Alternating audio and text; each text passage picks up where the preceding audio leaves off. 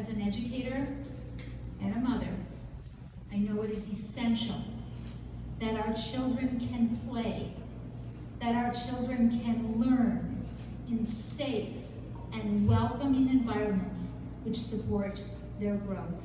And this certainly is that. Since day one of the governor's administration, we have prioritized children, and each step of the way, we have prioritized to make our state the very best place for them to grow up. I am proud that the governor's administration prioritizes and continues to expand the supply of quality child care providers through agency grants and scholarships, empowering community members to start their own culturally relevant family child care businesses.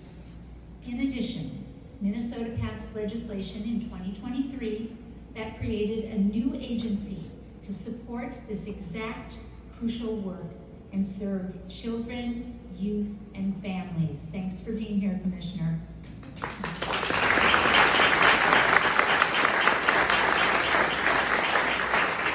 And thank you for your work. We know that it takes a village to make this type of project possible. And the micro-business incubator concept here today is an example that is created by and for community to support Latina women entrepreneurs. With this amazing program, Latina women who face systemic barriers can have direct access to training, resources, and opportunities, empowering them to start their own in-home family child care businesses. Yay, right?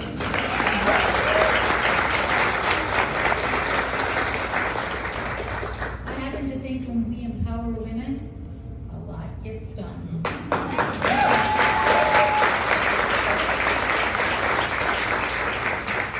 This program is innovative and the first of its kind in Minnesota, but it definitely should not be the last.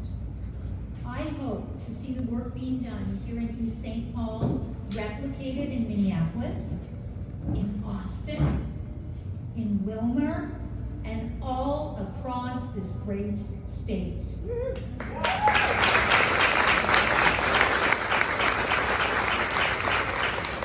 When we have thriving families and communities, our state, like this beautiful tapestry, is so much stronger. Together, we are stronger.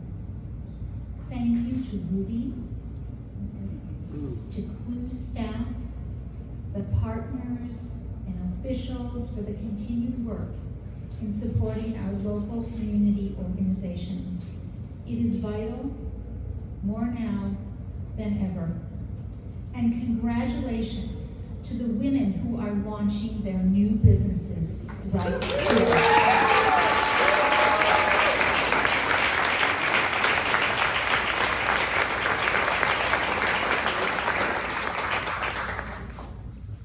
I cannot wait to come back and visit soon. I got a chance to walk through the rooms.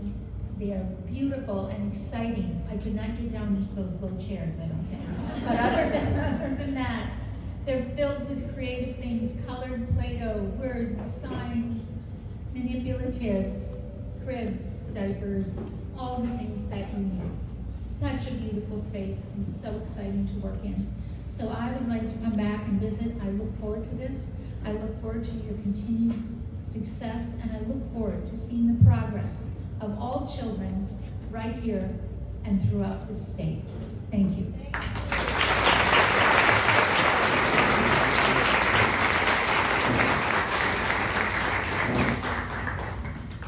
So I think I get to introduce my dear friend, a very fast runner, and a great mayor, Melvin Carter.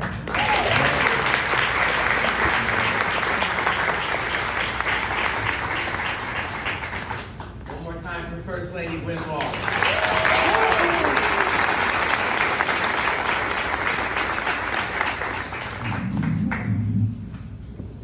Hola. llamo Melvin Carter y soy el alcalde de St. Paul, Minnesota.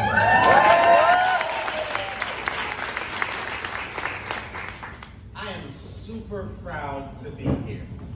Ruby, congratulations. Listen, Ruby let us clap for everybody except for Ruby. Give it up.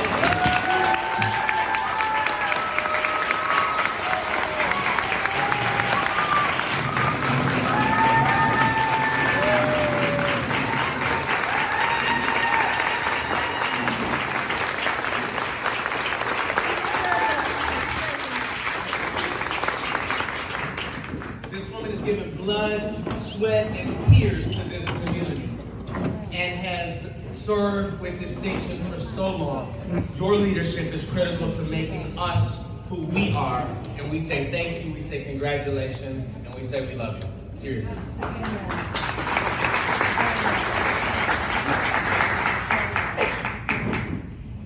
As we stand here today, I am proud to do this work in a community that values our children, in a community that values our neighbors, in a community that knows to value one another, even in the face of people who try to tell us that if we look different, that if we speak different, that if we practice different cultures and languages and religions, then we're probably not supposed to be friends.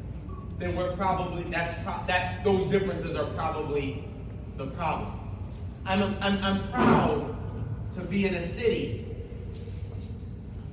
that says we're not just going to say we value young children, but we're going to start every child born in our city with $50 in a college savings account to show that we're invested in the children in this community.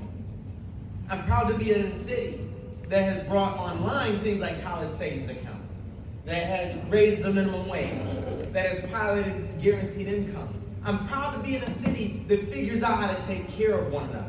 And let me tell you, every now and then I meet folks who say, hey, listen, this guaranteed income work, or these college savings accounts work. This work to make youth sports free in our rec centers and eliminate late fines in our libraries. That's not the job of a city. And I know that they mean well when they say that. Because what they're saying is, I looked at what the city always used to do. And the thing is, we've never done those things before. And I always tell them, our job isn't just to repeat what our city did in the 80s, or the 90s, or even the 2000s. Our job is to figure out what are the supports that our community members need today, what are the supports our community members will need tomorrow, and how to place that ground, how to pave that ground under our community members' feet. And so, when we say that this is unprecedented, when we say that this is a first, when we say that this state has never seen anything like that, and the First Lady left, she said we'd love to see other cities try to be more like St. Paul. I was going to tell her, nobody can be like St. Paul. But it means that you are doing the exact same thing, Ruby. It means that the staff here at Clues, that the board here at Clues, is not just saying, what are other folks doing? Or what did this organization do last year, or the decade before that, or the decade before that? And when we say that our state is invested in this work, it means our leaders at the state aren't resting on their laurels either. My last job before I became mayor was serving under Governor Dayton as the executive director of the Minnesota Children's Cabinet. And Ruby, when I was in that role, every now and then I'd be speaking around the state and around the country, and somebody say, what's one thing that we can do to fundamentally change the odds for children and families in our state? And I would tell them the good news is I do have an answer. I do think that there's one thing that we can do that would fundamentally change the odds for children and families in our state. And that one thing is stop trying to find just one thing to change the odds for children and families in our state. Do me a favor. We all have, not the children of the community or the children of the world, but the children of your family. Get in mind a child who you know, whose name you know, whose face you see before you go to sleep at night. You got the person I'm thinking of? For me, it's Amila. She's at kindergarten today at Adams Spanish Immersion. And when I think about Amila's future, I'm not thinking about what's the one thing I can find. to help secure her future, we're thinking about what? Everything. What's everything that we can do? And as excited as I am to be here in this space, and you know this is a city that values our diversity. This is a city that values immigrants and refugees in our community. This is a city that understands that simple lesson that when we bring to the table differences, we make the table bigger. And that should be an obvious thing. We shouldn't even have to say that when we walk into a space. But that is a simple principle that is under attack across our country and across the globe right now. And so as proud as I am about all the stuff that we do to care for young people in our community, I'm proud that we created an Office of Immigrant and Refugee Services. I'm proud that we created a zero interest fund to help people afford the cost of the citizenship process. I'm proud that this is a community that understands that our identity is the diversity that exists here. And I say all of that just to say that when I get a chance to be in this space, it's an opportunity for us to tell our children.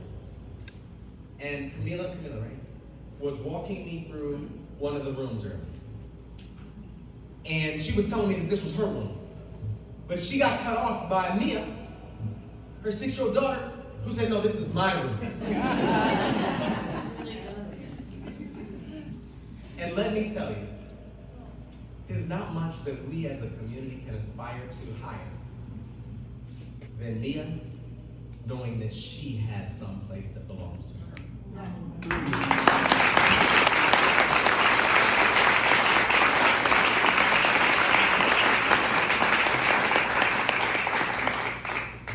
And so to all of the grant community members, to all of the members of the CLUES board, staff, and family, to all of the funders in this space who helped make this thing possible, thank you. Your work is halfway done. When you do the next grant, then your work will be more done, will be closer. To the children in this space, and so critically to our 4 entrepreneurs, our leaders, who, in caring for our young people, you're caring for our community. 95% of brain development happens in those rooms, happens before age 5. What happens at those stages, what happens at those ages, impact every single other thing our community will experience. So you are taking care of our young people. And in doing so, I know that you are taking care of not just those young people who sit in that classroom, but you're taking care of a whole family. You're taking care of a whole community. And the least that we can do, I always tell folks my job as mayor, is to help the helpers. And so, Ruby, CLUES, thank you for the help that you're doing to help our helpers. Thank you, ladies, for the work that you do to build our community for the future. And congratulations, felicidades, to everyone for being here. I look forward to a bright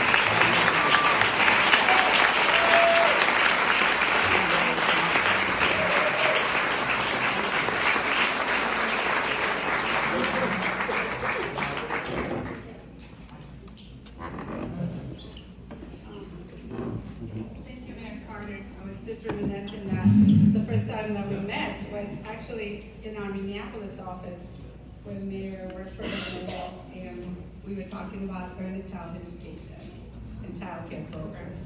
And this probably dates us back to, I don't know, more than a decade ago.